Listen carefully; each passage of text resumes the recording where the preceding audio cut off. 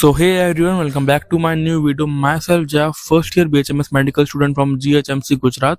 इस सीरीज में अपनी मेडिकल कॉलेज लाइफ का हर एक दिन डॉक्यूमेंट करने वाला हूँ। पूरे दिन में मुझे जो भी पढ़ाया जाएगा उसको जितना जल्दी हो सके, जितने शॉर्ट में हो सके समराइज करूंगा। अगर ये वीडियोस आपको हेल्पफुल लगती है तो प्लीज वीडियो को लाइक कर देना, चैनल पर नए हो तो सब्सक्राइब कर देना, कोई डाउट हो क्यूरी हो तो कमेंट में मेंशन कर देना। तो without any further adieu let's get started. आज हम देखने वाले हैं फिजियोलॉजी के अंदर सेल का सेकंड पार्ट, एनाटॉमी के अंदर स्केलेटल सिस्टम का सेकंड पार्ट, जनरल एनाटॉमी का इंट्रोडक्शन और मेरा पर्सनल फेवरेट साइकोलॉजी का introduction. Okay, so let's start with physiology.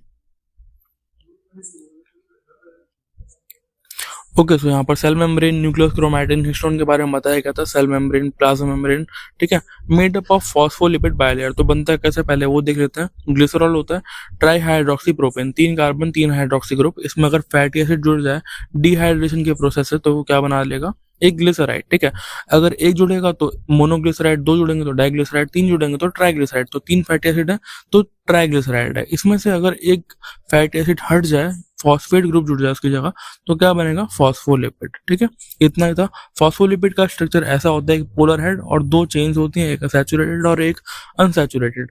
इसकी जो ये जो बायलेयर बनती है तब जो हेड है ना वो बाहर की तरफ रहेगा। मतलब जो सॉल्यूशन होता है, एक्वस सॉल्यूशन, इंटरस्टिशियल या फिर इंटर सेलुलर फ्लूइड या फिर एक्स्ट्रा सेलुलर फ्लूइड, उसको फेस करते हुए जो पोलर हेड है ना वो फेस करेगा उसको, क्योंकि जो टेल्स होती हैं वो क्या होती है, हाइड्रोफोबिक नेचर की, तो वो अंदर की तरफ पॉइंटेड होती है।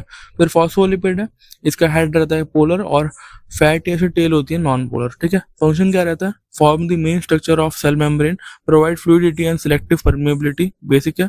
उसके बाद बाइलेयर किसका होता है, न्यूक्लियस का भी होता है। न्यूक्लियर मेम्ब्रेन भी बाइलेयर होती है और सेल मेम्ब्रेन भी बाइलेयर होती है। उसके बाद न्यूक्लियस है, central organelle containing DNA surrounded by nuclear membrane, has outer and inner membrane, मतलब बाइलेयर है ये भी। ठीक है, contains nuclear pore for exchange of materials. Okay, इसका डायग्राम में बेसिक सा न्यूक्लियोलस है, न्यूक्लियोप्लाज्म है, न्यूक्लियर पोर है, outer nuclear membrane, inner nuclear membrane और क्रोमैटिन फाइबर्स। फिर डीएनए की पैकेजिंग दिखाई गई है कैसे होती है।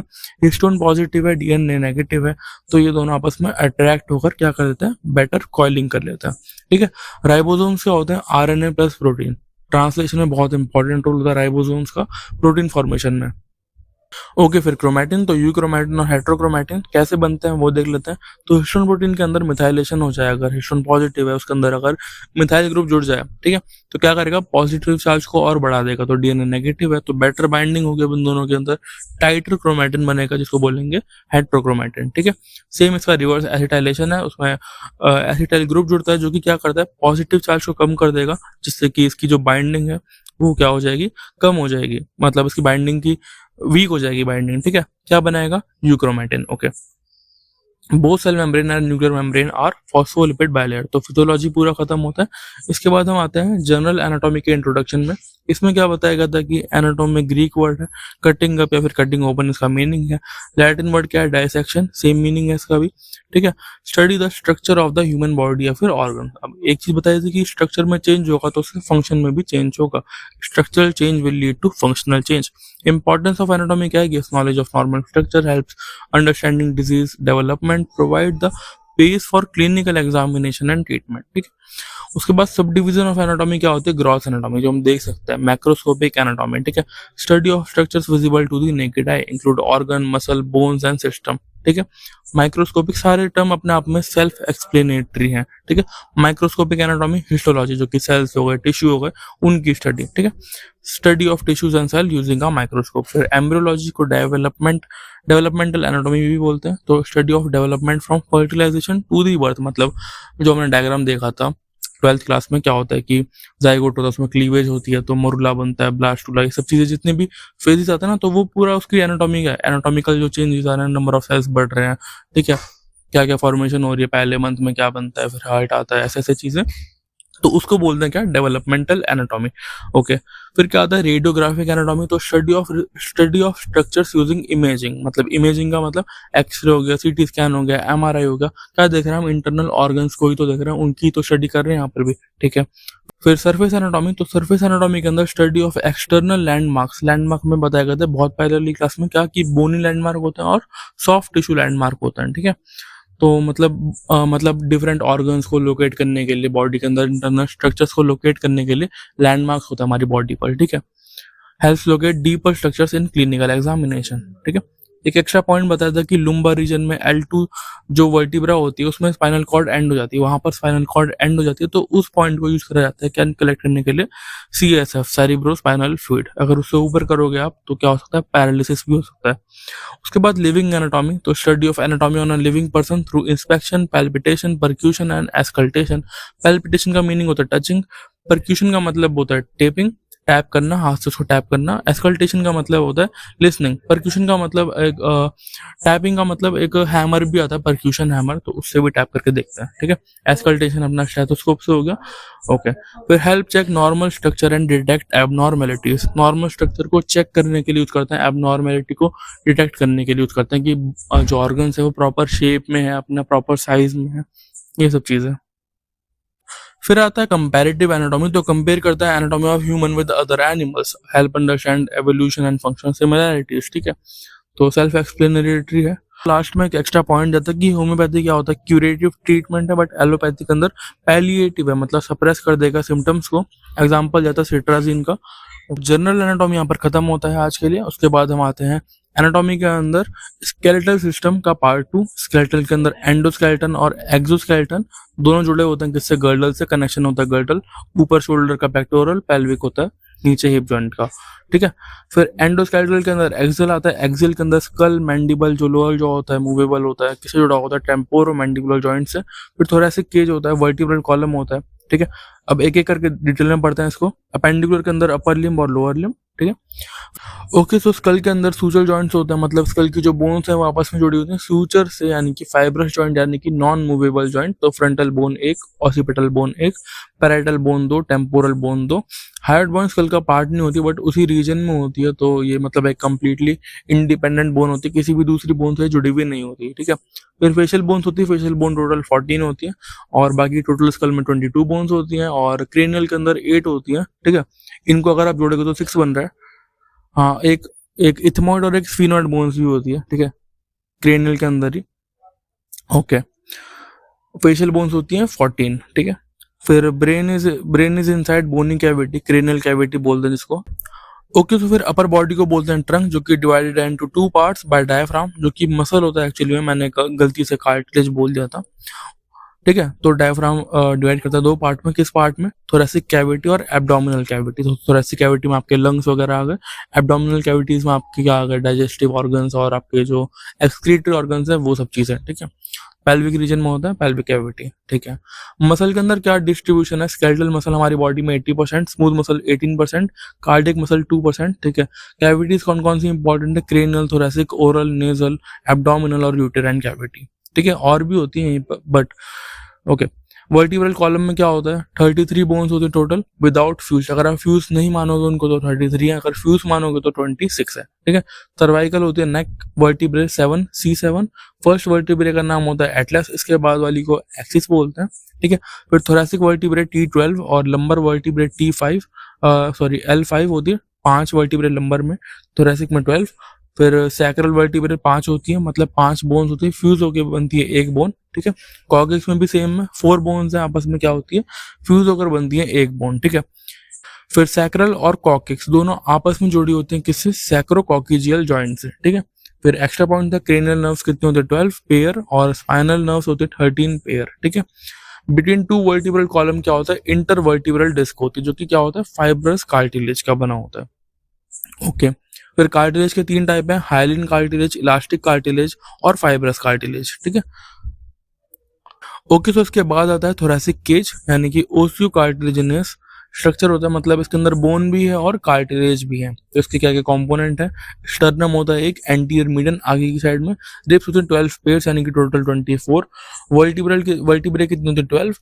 थोरैसिक वर्टिब्रे बोलते हैं, मतलब हमने सर्वाइकल को नहीं इंक्लूड करा, लुम्बर को नहीं करा, सैक्रल को नहीं करा, कॉक्सिस को नहीं करा, we have only included thoracic vertebrae. ठीक है, पोस्टीरियर मीडियन यानी कि back side of the body.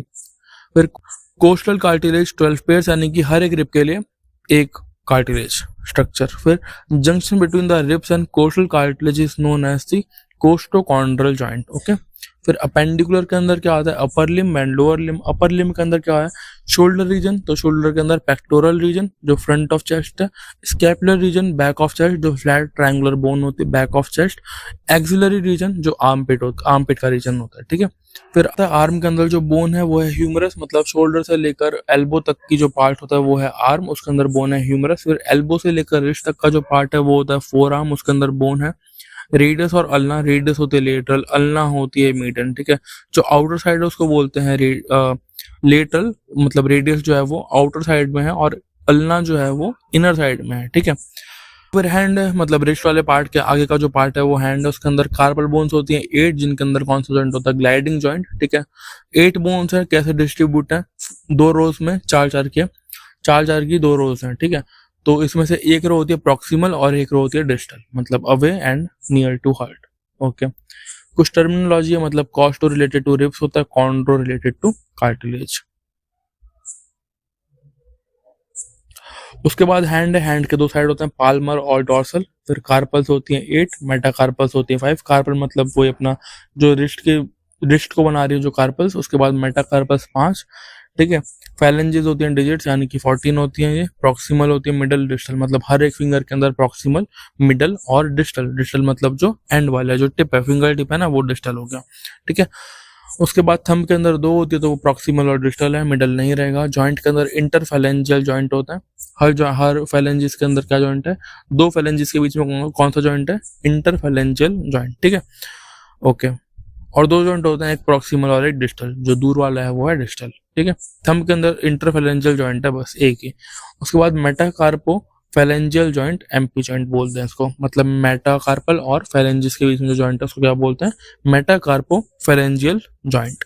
Okay, फिर लोअर लिम्ब आता है, लोअर लिम्ब को क्या बोलते हैं, ग्लूटियल रीजन। थाई रीजन क्या होता है, बिटवीन हिप जॉइंट से लेकर नी जॉइंट तक का, ठीक है। बोन कौन सी होती है, फीमर बोन, लॉन्गेस्ट बोन होती है हमारी बॉडी की, ठीक है। फिर लेग का जो रीजन होता है नी जॉइंट से लेकर एंकल जॉइंट तक का, उसके अंदर 2 बोन्स होते हैं, टिबिया एंड फिबुला। टिबिया होती है मिडल एक्सिस पर और फिबुला होती है लेटरल एक्सिस पर, ठीक है। उसके बाद फुट का रीजन है, फुट के अंदर sole of the foot, dorsum of the foot, tarsal bones होती हैं 7, ठीक है। एक कम है कार्पल से, मेटाटार्सल बाकी सेम है, फैलेंजिस भी सेम है, ठीक है। टोज बोलते हैं इसको, फैलेंजिस को यहाँ पर डिजिट्स हो गए, ठीक है। तो यहाँ पर एनाटॉमी का दूसरा पार्ट भी हमारा खत्म होता है। उसके बाद हम आते हैं साइकोलॉजी पर। साइकोलॉजी का बेसिक इंट्रोडक्शन, तो इसमें क्या है, psychology is the study of mind and behaviour. Okay, तो नीड क्या है इसकी, help understand mind, feeling, thoughts and behaviour. Mind को समझना, फीलिंग्स को समझना, थॉट को समझना, उनको डिस्टिंग्विश करना एक दूसरे से, ठीक है। यूजफुल और patient management, counselling and understanding emotional state, मतलब होम्योपैथी में क्या है, आपको ओवरऑल होलिस्टिक अप्रोच से पेशेंट को ठीक करना है। तो उसमें आपकी मेंटल हेल्थ भी आपको क्योर करनी है, आपकी उसकी इमोशनल हेल्थ को भी ठीक करना है, तो आपके लिए काफी इंपॉर्टेंट है ये, ठीक है। Important for holistic management in homeopathy. Scope क्या है साइकोलॉजी का, स्कोप है क्लिनिकल में, स्पोर्ट्स में, industrial, personality studies, educational, behavioural studies, useful in materia Medica for understanding mental symptoms, ठीक है। सेम चीज है दोबारा। ओके, तो फिर आता है डिफरेंट स्कूल्स ऑफ साइकोलॉजी। तो यहाँ पर स्कूल का मतलब वो वाला स्कूल नहीं है, स्कूल का मतलब यहाँ पर है अप्रोच। आप कौन से अप्रोचेस यूज करते हो साइकोलॉजी में, ठीक है। तो फर्स्ट वन है स्ट्रक्चरलिज्म, यानी कि study of structure of mind. Second है functionalism, function of mind and behaviour. Third है बिहेवियरलिज्म, यानी behaviour is learn focused on observable action, मतलब आपको पर्सन को समझने के लिए उसके बिहेवियर को ऑब्जर्व करना है उसके, ठीक है। उसको समझने के लिए उसके बिहेवियर को ऑब्जर्व करना है, उसके एक्शंस को ऑब्जर्व करना है। फिर आता है कॉग्निटिव स्कूल, यहाँ पर थिंकिंग, मेमोरी, परसेप्शन, ये सब चीजें। फिर after that comes concept of mind bye Hahnemann. तो काफी ये मतलब पढ़ के समझ में आ जाएगा, एक बार में एक रीडिंग में समझ आ जाएगा, ठीक है। Mind is the highest guiding force of life, mental symptoms help select the remedy, changes in thinking, feeling, behaviour reflect disease, ठीक है। Mental symptoms often precede physical symptoms, मतलब फिजिकल सिम्टम्स से पहले मेंटल सिम्टम्स आने start हो जाएंगे, okay. Psychological organisation and interrelationship of thought, feeling and behaviour, मतलब आपस में ये चीजें कैसे रिलेटेड हैं एक दूसरे से, थॉट, फीलिंग, बिहेवियर, ठीक है। Thoughts create feelings and feelings create actions, mind works as one system, all three influence each other. Thought, आपके दिमाग में कोई विचार आया, ठीक है, कोई थॉट आया, उससे आपकी फीलिंग को जन्म दिया, उससे फीलिंग से क्या होता है, आपने कुछ एक्शन लिया, ठीक है। तो थॉट, फीलिंग, एक्शन, एक्शन क्या है, बिहेवियर। तो ऐसे तीनों आपस में लिंक है। देन आता है इमोशन एंड इट्स टाइप, ठीक है। तो strong feelings caused by mind, emotion क्या होता है, इमोशन को डिफाइन कैसे करोगे, स्ट्रॉन्ग फीलिंग, फीलिंग का ही एक्सट्रीम फॉर्म है इमोशन, ठीक है। टाइप कौन कौन से, प्राइमरी, सेकेंडरी और पॉजिटिव या फिर नेगेटिव, ठीक है। प्राइमरी है, सेकेंडरी है, फिर पॉजिटिव या फिर नेगेटिव, ठीक है। तो प्राइमरी के अंदर एंगर, फियर, जॉय, सैडनेस, ये सब चीजें बेसिक इमोशंस। सेकेंडरी के अंदर थोड़े से उससे डिफरेंट कैटेगरी है, थोड़ी सी गिल्ट, शेम, जेलेसी, प्राइड, ये सब चीजें। Positive, negative, simple, complex. तो कॉम्प्लेक्स तो नाम से कॉम्प्लेक्स इमोशंस, तो डिटेल में अगर आपको जाना है तो you can study. Thinking and it's type, thinking क्या होता है, mental process of idea formation, एक ऐसा प्रोसेस है जिसमें आप आइडिया की फॉर्मेशन कर रहे हो, ठीक है। आइडिया, आप कोई एक थॉट ला रहे हो अपने दिमाग में, कोई क्रिएट कर रहे हो अपने दिमाग में, ठीक है। तो टाइप्स है concrete, abstract, logical, creative and critical. Concrete का मतलब रिजिड, मतलब सॉलिड, मतलब प्रैक्टिकल, रियल लाइफ, ठीक है, प्रैक्टिकल थिंकिंग। एब्स्ट्रैक्ट का मतलब होता है अंडरस्टैंडिंग डेवलप करना, कोई कंसेप्ट समझना, कोई चीज समझना, कुछ सीखना। लॉजिकल थिंकिंग का मतलब डिसीजन मेकिंग, रीजनिंग, ठीक है। क्रिएटिव थिंकिंग का मतलब कोई ओरिजिनल, कोई नया आइडिया अगर आप ला पा रहे हो अपने दिमाग के अंदर, so that is called creative thinking, कुछ क्रिएट कर पा रहे हो, ठीक है। क्रिटिकल के अंदर क्या होता है, क्रिटिकल मतलब लॉजिकल का थोड़ा सा और एडवांस वर्जन है, इसमें क्या आप एक सॉलिड कंक्लूजन तक पहुंच पा रहे हो, कुछ भी एक फाइनल जजमेंट आप दे पा रहे हो, that is called critical thinking, ठीक है। आता है बिहेवियर एंड इट्स टाइप्स। तो बिहेवियर का मतलब होता है आउटवर्ड एक्सप्रेशन ऑफ माइंड, आपके माइंड को का ही एक्सप्रेशन आपकी फिजिकल बॉडी कैसे कर रही है, दैट इज कॉल्ड बिहेवियर, ठीक है। तो innate, inborn, learn, voluntary, involuntary, adaptive या फिर मैल अडेप्टिव, सारी चीजें सेल्फ एक्सप्लेनेटरी हैं, कुछ भी बताने की जरूरत मुझे तो नहीं लग रहा कि है। उसके बाद effect of thought, feeling and behaviour, क्या इफेक्ट है इनका, तो पॉजिटिव थॉट आएंगे तो पॉजिटिव इमोशंस आपके अंदर आएंगे, पॉजिटिव इमोशंस आएंगे तो इससे कि एक हेल्दी बिहेवियर, एक हेल्दी एक्शंस आप लोगे, ठीक है। नेगेटिव थॉट आएंगे तो उसका कॉन्सिक्वेंस भी नेगेटिव इमोशंस होंगे, एंजाइटी होगा, फियर होगा, ठीक है, जिससे कि आप हार्मफुल बिहेवियर में एंगेज होगे। उसके बाद direct impact on mind and body, psychosomatic effect, मतलब फिजिकल आपके जो एक्सपेक्ट हैं वो आपके माइंड से कैसे रिलेटेड है, आपके इमोशंस ने, आपके थॉट ने आपके फिजिकल एक्शन को कैसे इफेक्ट करा, ये सब चीज़ें। उसके बाद माइंड बॉडी इंटर रिलेशनशिप, ठीक है। तो माइंड बॉडी के अंदर क्या, कैसे एक दूसरे से ये रिलेटेड है, ठीक है। तो माइंड अफेक्ट्स बॉडी, मतलब अगर आपको स्ट्रेस होगा, ठीक है, स्ट्रेस हो आपके माइंड में, आपको टेंशन हो रही है किसी चीज़ की, एक्सट्रीम वरी हो रही है, ठीक है, उससे क्या होगा, आपका ब्लड प्रेशर बढ़ेगा, ठीक है। ब्लड प्रेशर बढ़ेगा तो आपकी फिजिकल बॉडी में चेंज हुआ ना, माइंड ने आपकी फिजिकल बॉडी को अफेक्ट करा, ठीक है। उसके बाद आता है बॉडी अफेक्ट्स माइंड, बॉडी भी माइंड को अफेक्ट करती है, मतलब हार्मोनल चेंज आपकी बॉडी में हुए, उससे आपके मूड में चेंज हुआ, समझ रहे हो, मतलब बॉडी में आपके कोई हार्मोनल चेंज हुआ, डोपामिन सिक्रेट हुआ, फिर कोई भी हार्मोन सिक्रेट हुआ, उससे आपका मूड चेंज होता है, मतलब, ठीक है। तो फिजिकल बॉडी भी इमोशनल आपकी आपके माइंड को अफेक्ट कर रही है, और आपके इमोशंस भी आपकी फिजिकल बॉडी को अफेक्ट कर रहे हैं, तो दोनों चीज आपस में क्या है, लिंक्ड है, ओके, बोथ वर्क टुगेदर, ठीक है। फिर representation of thought, feeling and behaviour in materia medica, तो described as mental symptoms, example irritability, fear, grief, anxiety, suspicion, help from drug picture and totality, ठीक है। उसके बाद आता है रिप्रेजेंटेशन इन रेपर्टरी, ठीक है। तो मेंटल रूब्रिक्स, मतलब fear, anxiety, delusion, anger, grief, sadness, indifference, help to select precise remedy through rubrics. तो रूब्रिक्स क्या होता है, बेसिकली क्लासिफिकेशन है, ठीक है, मतलब सिमिलर सिम्टम्स है ना सारे, नेगेटिव इमोशंस है, fear, anxiety, delusion, anger, grief, sadness, indifference, सारे नेगेटिव इमोशन है, तो इन सबको आपने क्लासीफाई कर दिया, एक सेपरेट कॉलम बना दिया, एक सेपरेट बुक बना दी, जो भी है क्लासीफाई कर दिया आपने अलग से इनको, तो ये है कि मतलब आप अच्छे से मोर प्रिसाइजली आप किसी रेमेडी को सिलेक्ट कर पाओगे, दैट इज व्हाट। उसके बाद है physiological and evolutionary basis of behaviour. तो फिजियोलॉजिकल क्या है, आपके ब्रेन, हॉर्मोन्स, नर्वस सिस्टम, ये सब आपके बिहेवियर को अफेक्ट करते हैं। उसके बाद एवोल्यूशनरी क्या है कि आपके एवोल्यूशन ने क्या क्या शेप करा, आपके सर्वाइवल इंस्टिंक्ट होगा, आपके सोशल बॉन्डिंग हो गई, ठीक है, और भी चीजें हैं, देखते हैं इसमें आगे। कंडीशन एंड अनकंडीशन रिफ्लेक्स, तो कंडीशन क्या होता है, जो आपने चीजें मतलब इनबॉर्न है आपके अंदर, नीजर रिफ्लेक्स, ब्लिंकिंग, ये सब चीजें। कंडीशन क्या होता है, जो आपने चीजें सीखी है, जैसे कि एग्जांपल दिया था सर ने, पैवलोव डॉग सलाइवेशन टू बेल्व, ठीक है। तो ये काफी एक्सपेरिमेंट है, बहुत पॉपुलर है, सबको पता होता है इसके बारे में। मतलब डॉग जो होता है उसको सलाइवेशन फूड से आता है, ठीक है, बट फूड देते हुए टाइम पर वो एक बेल बजा देते, तो बेल बजा देते और फिर फूड देते थे, तो डॉग के माइंड में ये कंडीशनिंग हो गई कि जब भी बेल बजेगी तो उसको फूड मिलेगा, ठीक है। बट एक दिन क्या करा उन्होंने, इस चीज को रिपीट करा कई दिनों तक, ठीक है। फिर एक दिन क्या करा, सिर्फ बेल बजाई और फूड नहीं दिया, ठीक है। तो बेल बजाने से ही उसके जो माउथ है उसमें सलाइवेशन स्टार्ट हो गई थी, ठीक है, बिना फूड के ही। उसके बाद ये कॉन्शियस एंड अनकॉन्शियस बिहेवियर। तो कॉन्शियस के अंदर इंटेंशनल है, जो आपकी खुद की विल से कर रहे हो, कंट्रोल में आपके। अनकॉन्शियस का मतलब ऑटोमेटिक या फिर इमोशनल या फिर इंस्टिंक्टिव बिहेवियर जो आपके होते हैं वो। Scientific study of behaviour and expression. तो कैसे स्टडी करते हैं बिहेवियर को, एक्सप्रेशन को कैसे स्टडी करा जाता है, तो ऑब्जर्व करके, एक्सपेरिमेंट करके, टेस्टिंग करके, ठीक है, रिकॉर्ड करके चीज़ों को, एक्सप्रेशंस को, उसके स्पीच को, उसके फेस को, उसकी बॉडी लैंग्वेज को, मूवमेंट को, इसको रिकॉर्ड करके। तो ऐसे स्टडीज होती है इनकी, ठीक है। उसके बाद revolutionary study of behaviour and emotion, ठीक है। तो emotions evolve for survival, fear for protection, ठीक है। तो एग्जांपल देता हूँ उसका। आपको डर लग रहा है किससे, एग्जाम से। क्यों लग रहा है, नंबर कम आएंगे। नंबर कम आएंगे तो क्या होगा, आपकी रैंक कम आएगी, मतलब आपकी क्लास में आपकी पोजीशनिंग और नीचे हो जाएगी। और आपका brain at the basic level क्या है, एनिमल का ब्रेन, आपके एनिमल इंस्टिंक्ट्स किक इन होंगे, ठीक है। सर्वाइवल इंस्टिंक्ट्स आपके किक इन होंगे, एक्टिवेट होंगे, ठीक है। आपका ब्रेन क्या बोलेगा कि आप अगर सर्वाइव नहीं कर पाए, मतलब आप फिट नहीं हो पाए अपने ग्रुप में, तो आप क्या हो जाओगे, एक्सटेंट हो जाओगे, अपने पीछे रह जाओगे, ठीक है। तो वो एक इस तरीके से पर्सपेक्टिव लेकर आप समझोगे ना इसको, तो आपको समझ में आएगा मैं क्या कहना चाह रहा हूँ, ओके। देन है एंगर, डिफेंस के लिए, आप खुद को ही प्रोटेक्ट करने के लिए आप एंगर कर रहे हो, ठीक है, अपने डिफेंस में। डिफेंस की जरूरत क्यों पड़ी, क्योंकि आप किसी खतरे में हो, ठीक है। फिर love for bonding and reproduction, okay. फिर thought expression of behaviour and repertory.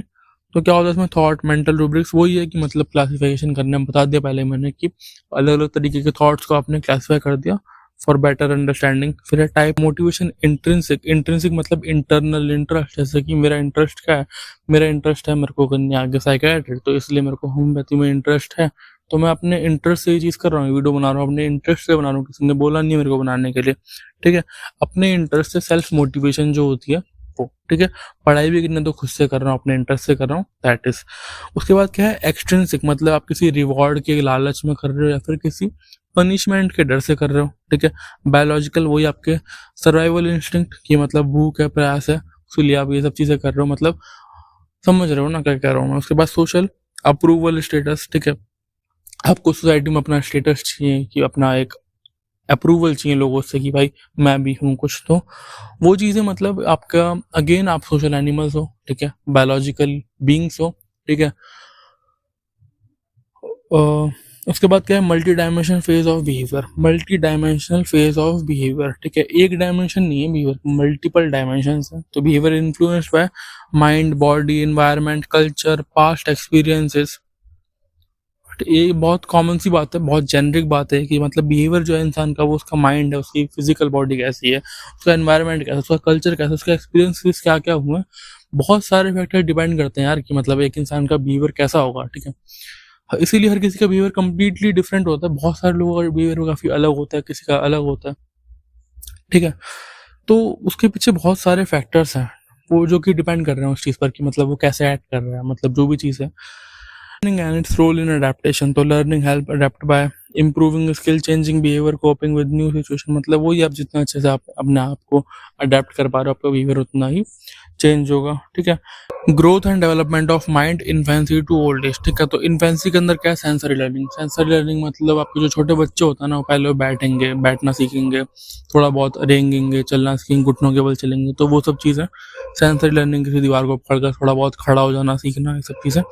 फिर चाइल्डहुड में क्या है, लैंग्वेज, बेसिक इमोशंस, लैंग्वेज सीख रहे हो आप, बेसिक इमोशंस के बारे में सीख रहे हो। एडोलेसेंस में आइडेंटिटी, रीजनिंग, मैं कौन हूँ यार, मेरी अलग आइडेंटिटी है, मेरे को ये करना लाइफ में, ये चीज़ ऐसे क्यों हो रही है, वैसे क्यों नहीं हो रही है, ये सब चीज़ें।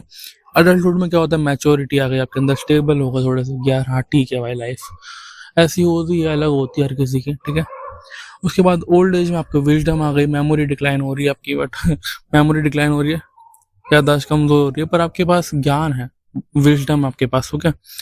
और उसके बाद है स्ट्रक्चर ऑफ पर्सनालिटी। तो पहला है आईडी पर्सनालिटी। तो मतलब बहुत ज़्यादा लोअर फॉर्म ऑफ पर्सनालिटी है, मतलब जिन लोगों का लाइफ में कोई एम नहीं होता, फिर कुछ गोल ओरिएंटेड नहीं होते, कुछ जीवन में करना नहीं है, कुछ इच्छा नहीं करने की, वो पर्सनालिटी है। इंस्टिंक्टिव इमीडिएट डिज़ायर, मतलब जो चीज़ करके अभी खुशी मिल जाए, अभी प्लेजर मिल जाए, वो चीज़ करते हैं। ईगो होती है बहुत, सुपर ईगो, ये सब चीज़ें, ठीक है। फिर ट्रेड्स एंड टाइप्स, इंट्रोवर्ट होते हैं, एक्सट्रोवर्ट होते हैं, पता है सबको। असेसमेंट थ्रू मतलब इस कंक्लूजन तक पहुंचोगे कैसे कि कौन सी पर्सनैलिटी है, कौन से ट्रेट है, तो बिहेवियर को स्टडी करोगे, उसकी हैबिट्स को देखोगे, उसके इमोशंस को स्टडी करोगे, ठीक है। फिर है रिलेशन टू टेम्परामेंट। टेम्परामेंट क्या होता है? बेसिकली किसी इंसान का कैरेक्टर कैसा है, ठीक है। कैरेक्टर जो एक जनरल वर्ड यूज करता है, character. Biological base of personality, मतलब उसकी पर्सनैलिटी को समझने के लिए उसका कैरेक्टर आप समझ जाओगे, थोड़ा बहुत उसकी एक आउटलाइन मिल जाएगी। उसके बाद है conflict genesis and effect on mind and body. तो कन्फ्लिक्ट मतलब कोई स्ट्रगल, कोई वॉर, इस तरीके की चीज, एक रेजिस्टेंस, काइंड ऑफ रेजिस्टेंस, ठीक है। जेनेसिस मतलब आपका पढ़ा होगा ना, स्पर्मेटोजेनेसिस, oogenesis, तो प्रोसेस ऑफ फॉर्मिंग को क्या बोलते हैं? जेनेसिस। तो कन्फ्लिक्ट कैसे फॉर्म होता है एंड इफेक्ट क्या होता है इनका माइंड और बॉडी पर? Conflict arise due to arise from unmet desires और अपोजिट मोटिव। आपको करना कुछ और था बट हो कुछ और गया लाइफ में। अपोजिट, अनप्रिडिक्टेबल, अनसर्टेनिटीज आ गई आपकी लाइफ में, जो कि जिसके लिए आप रेडी नहीं थे, ठीक है। तो कन्फ्लिक्ट होंगे, क्या होगा? स्ट्रेस होगा, एंजाइटी होगी। साइकोसोमैटिक डिसऑर्डर मतलब साइकोलॉजिकल प्रॉब्लम की वजह से आपकी फिजिकल हेल्थ को भी इफेक्ट होगा, ठीक है। फिर है applied psychology, clinical mental health, educational, learning, teaching, sports performance, industrial, business, work place, behaviour, personality and counselling, इन सब जगह पर साइकोलॉजी की एप्लीकेशन होती है। Importance in homeopathy practice, so help understand patients' mental health, essential in case taking, especially mental symptoms, support holistic management of patient emotions, sort and behaviors, guide remedy selection. So that's it. आज के लिए इतना ही था. Thanks for watching. I'll see you in the next one.